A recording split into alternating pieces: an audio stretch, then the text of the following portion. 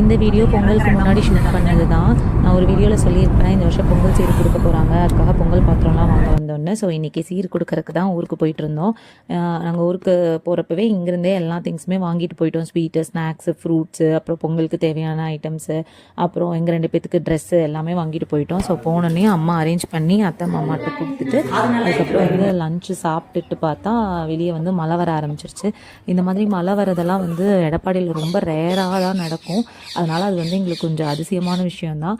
அதுக்கப்புறம் தோட்டத்துக்கு போயிருந்தோம். இந்த வீடியோ ஷூட் பண்ணதுக்கு நெக்ஸ்ட் டே தான் நம்ம கரும்பு ஹார்வெஸ்ட் பண்ணியிருந்தோம். ஸோ இன்றைக்கி தான் வந்து கரும்பு லாஸ்ட் டே. அங்கேயே வந்து உடச்சி சாப்பிட்டு பார்த்தோம். செம டேஸ்ட்டாக இருந்துச்சு, நிஜமாவே ரொம்ப ஸ்வீட்டாக இருந்தது.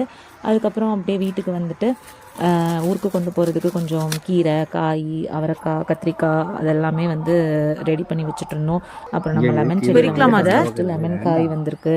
அதுக்கப்புறம் இதெல்லாமே ரெடி பண்ணிவிட்டு ஈவினிங் டின்னர் சாப்பிட்டுட்டு அப்படியே வீட்டுக்கு கிளம்பிட்டோம்.